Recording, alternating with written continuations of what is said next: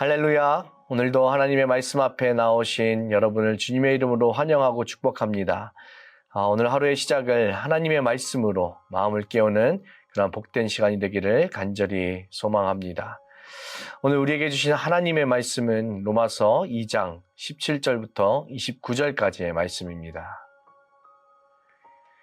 그런데 그대가 유대 사람이라고 자처한다고 합시다. 그래서 그대는 율법을 의지하며 하나님을 자랑하며 율법의 가르침을 받아서 하나님의 뜻을 알고 가장 선한 일을 분간할 줄 알며 눈먼 사람의 길잡이요 어둠 속에 있는 사람의 빛이라고 생각하며 지식과 진리가 율법의 구체화된 모습으로 들어있다고 하면서 스스로 어리석은 사람의 스승이요 어린아이의 교사로 확신한다고 합시다.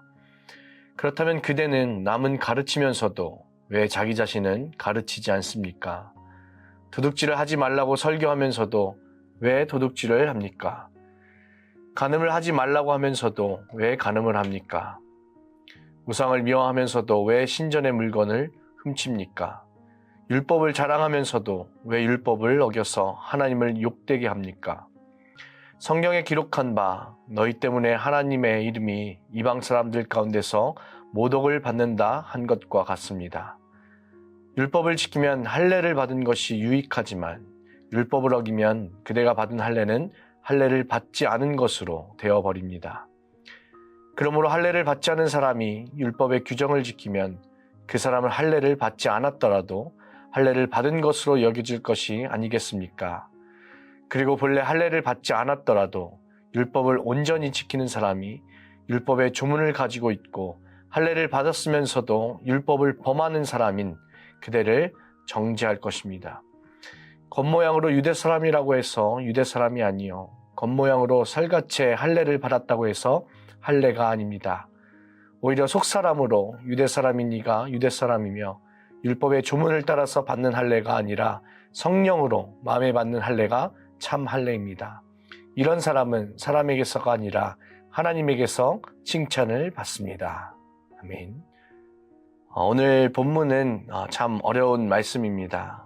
듣는 자의 마음을 그런 찌르는 말씀이죠. 이 말씀을 전하는 저도 굉장히 어렵습니다. 오늘 21절 말씀에 남은 가르치면서도 왜 자기 자신은 가르치지 않습니까? 라는 말씀이 저를 굉장히 찌르고 있는 것 같아요. 그래서 어려운 것 같습니다. 히브리서 4장 12절 말씀처럼 하나님의 말씀은 살아있고 활력이 있어 그 좌우의 날선 어떤 검보다도 예리하여 혼과 영과 관절과 골수를 찔러 쪼개신다고 말씀하죠. 오늘 본문은 바로 그런 말씀이에요. 오늘 사도 바울은 마지막 29절에서 이렇게 말합니다.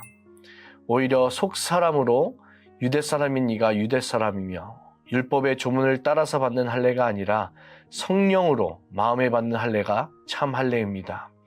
이런 사람은 사람에게서가 아니라 하나님에게서 칭찬을 받습니다. 이 말씀을 통해서 오늘 저와 여러분에게 이렇게 묻고 있습니다. 나는 정말 마음의 할례를 받은 성도인가? 저도 목사로서 늘 이 질문 앞에 섭니다. 말씀을 준비하고 또 교회를 섬기는 입장에서 아내와 자녀들을 대할 때마다 항상 이 질문 앞에 서는 것 같아요. 여러분들이 이 목사라는 직분에 대한 이미지를 떠올렸을 때 혹시 어떤 이미지가 떠오르시나요? 신실함, 또 정결함, 거룩함 등등 이런 이미지, 이런 단어들을 떠올리실 것 같아요. 그렇기 때문에 한 교회 리더로서 인정을 받기도 하는 것이죠. 근데 만약에 실제로는 제 마음이 주님 앞에 정직하지 않고 오늘 말씀에 유대인들처럼 도둑질하지 말라고 하면서 도둑질을 하고 아내를 사랑하라고 하면서 아내를 막 대한다고 한번 생각해 보세요. 만약에 그렇다고 한다면 이렇게 생각하실 것 같습니다. 껍데기만 번지르르 하구나. 오늘 말씀에서 유대인들은 이 율법과 할례를 자랑했습니다. 여기서 할례라는 말을 헬라어 단어로 살펴보면 페리토메라는 단어입니다. 이 단어는 이 둘레라는 단어와 자르다라는 어원이 합쳐진 그런 단어예요. 그래서 겉의 살을 잘라내서 하나님의 백성임을 나타내는 표징이 바로 할례입니다. 근데 바울은 오늘 이렇게 말합니다. 겉을 잘라내는 것으로는 하나님 백성이 될 수 없다고 말하고 있어요. 마음이 변하지 않으면 아무 소용이 없다고 말을 합니다. 오늘 우리도 마찬가지입니다. 우리가 교회에 출석을 몇 년 했고, 내가 직분을 받은 지 얼마나 됐고, 얼마나 봉사를 하며, 또 내가 헌금을 이만큼 했는데, 이러한 것이 하나님 앞에서 구원의 증거가 될 수 없다는 것이에요. 우리 주님께서는 외적인 할례가 아니라 마음의 할례를 원하십니다. 성령님이 우리의 완고한 마음을 잘라내시는 것이 참 할례입니다. 우리 한국 사람들은 겉으로 보여지는 것에 굉장히 신경을 많이 쓰죠. 다른 사람들이 나를 어떻게 바라보는지, 또 어떤 사람으로 나를 생각하고 있는지를 중요하게 생각합니다. 그래서 이렇게 체면을 중시하는 문화가 한국인들에게는 세계 어디를 가더라도 내재되어 있는 것 같아요. 그래서 우리는 교회에서는 누구나 굉장히 착한 모습을 보이고 또 거룩한 사람들로 보여집니다. 그런데 25절과 또 27절까지의 말씀을 보면 바울은 이렇게 말해요. 할례를 받지 않았어도 율법을 온전히 지키면 오히려 할례자가 된다. 반대로 할례를 받았으면서도 불순종하면 아무 의미가 없다. 이렇게 말을 합니다. 신앙의 핵심은 보이는 외형이 아니라 보이지 않는 마음입니다. 우리가 주님 앞에 섰을 때 이런 외적인 것들은 아무 의미가 없어요. 주님 앞에 섰을 때 목사, 또 장로, 권사, 집사라는 직분을 갖추고 있다고 해서 다 하나님의 나라에 들어가는 것이 아닙니다. 그렇다고 해서 직분이 중요하지 않다는 얘기가 아니에요. 직분은 은혜의 통로이자 교회를 세우기 위해 주신 하나님의 선물이죠. 그렇지만 직분이 우리의 구원의 근거가 되는 것은 아닙니다. 신앙의 핵심은 보이는 겉모습이 아니라 보이지 않는 우리의 마음입니다. 바울은 오늘 본문 28절과 29절에서 이렇게 말을 하고 있어요. 겉모양으로 유대 사람이라고 해서 유대 사람이 아니요 겉모양으로 살같이 할례를 받았다고 해서 할례가 아닙니다. 오히려 속사람으로 유대 사람이니가 유대 사람이며 율법의 조문을 따라서 받는 할례가 아니라 성령으로 마음에 받는 할례가 참 할례입니다. 진짜 하나님의 백성은 이 혈통도 내가 모태신앙이라고 해서 또 내가 몇 대째 기독교 집안이라고 해서 또 이러한 율법 또 어떠한 의식도 아닙니다. 인간의 편에서 무엇을 해서 하나님의 사람이 되는 것이 아니에요. 우리를 진짜 하나님의 백성 되게 하신 것은 바로 우리를 위하여서 십자가에서 찢기신 예수님 때문입니다. 그 피로 우리의 마음이 씻음을 받았고 또 성령께서 우리의 마음을 변화시키셨습니다. 이런 말이 있죠. 사람은 쉽게 변하지 않아. 아니 그냥 변하지 않아 이렇게 말을 하곤 합니다. 맞아요. 사람은 스스로 변하지 못합니다. 그런데 성령께서 역사하시면 사람은 변합니다. 우스갯소리로 가끔 이런 말을 하기도 하죠. 저 사람은 예수님 오셔도 안 변할 거야. 근데 예수님이 오셔도 변하지 않을 수는 있지만 정말 주님을 만나면 사람은 변하게 되어 있습니다. 이 마음의 할례를 받은 자는 성령의 은혜로 새 사람이 됩니다. 저와 여러분이 성령으로 마음의 할례를 받은 하나님의 사람이 되시기를 간절히 축원합니다. 오늘 본문의 말씀은 저와 여러분에게 도전을 주고 있습니다. 겉모습의 신앙, 외형적인 신앙, 또 우리의 직분, 헌신 등과 같은 이런 외적인 종교적 표식이 우리의 구원의 근거가 아니라는 사실입니다.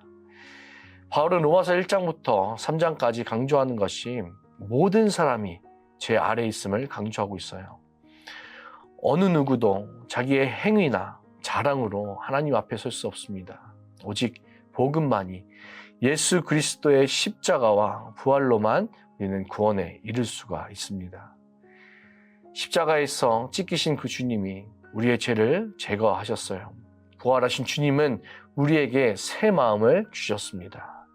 그리고 성령께서 우리의 굳은 마음을 잘라내시고 우리에게 순종의 마음을 새겨 넣으십니다. 이것이 바로 마음의 할례예요. 참된 신앙은 교회 안에서의 외적 자랑이 아니라 보이지 않는 자리에서 드러납니다. 가정에서 또 직장에서 아무도 보지 않는 내가 혼자 있는 그 자리에서 성령님이 주시는 그 마음으로 정직과 사랑을 지키려는 그 싸움, 그것이 마음의 할례, 또 참 할례의 증거입니다. 오늘 마지막 29절에서 성령으로 마음의 할례를 받은 사람은 사람에게서가 아니라 하나님에게서 칭찬을 받습니다 라고 말을 하죠. 여기서 칭찬은 헬라어로 에파이노스라는 단어입니다. 이 에파이노스는 칭찬이면서 동시에 찬양이라는 뜻도 있어요. 그래서 진짜 하나님의 사람은 사람들에게 인정받는 것이 아니라 하나님께 칭찬받고 결국에는 그 삶 자체가 하나님께 드려지는 찬양이 되는 것입니다. 그래서 우리가 마지막 날 주님 앞에 섰을 때 이 마음의 할례를 받은 자는 사람에게서가 아니라 하나님에게서 칭찬을 받는 자가 될 줄로 믿습니다. 사람에게 받는 칭찬은 잠시의 인정이지만 주님께 받는 칭찬은 영원한 인정이에요. 그래서 지금도 보이지 않는 곳에서 우리가 죄와 싸우면서 성령님이 주시는 마음을 지키려고 힘쓰는 자들을 주님께서 칭찬하실 것입니다. 그 선한 싸움이 바로 우리 주님께 드리는 찬양이 됩니다. 우리가 보이는 것에 집착하지 않고 보이지 않는 우리의 마음을 지키는 것을 하나님께서 칭찬하실 것입니다. 겉모습의 신앙이 아니라 마음의 할례를 받은 하나님의 백성으로 오늘도 복음 안에서 우리의 마음을 지켜서 마지막 날에 주님께서 우리에게 잘하였다, 착하고 충성된 종아, 이렇게 영원한 주님의 인정을 받는 저와 여러분이 되시기를 주님의 이름으로 간절히 축원합니다. 기도하겠습니다. 사랑의 주님, 감사합니다. 우리가 겉에 보이는 것에 머물지 않게 하시고 마음의 할례를 받은 자로 우리가 살게 하여 주시기를 원합니다. 성령으로 마음의 할례를 받아 성령의 은혜로 우리가 날마다 변화되어가는 하나님의 사람이 다 될 수 있도록 주님 은혜 더하여 주시옵소서. 우리 사람에게 받는 그 칭찬과 인정이 아니라 주님의 칭찬을 받는 삶으로 결국에는 그 삶이, 우리의 삶이 주님을 찬양하는 삶이 될 수 있도록 주님 인도하여 주시옵소서. 감사드리며 이 모든 말씀 우리 주 예수 그리스도의 이름으로 기도드립니다. 아멘.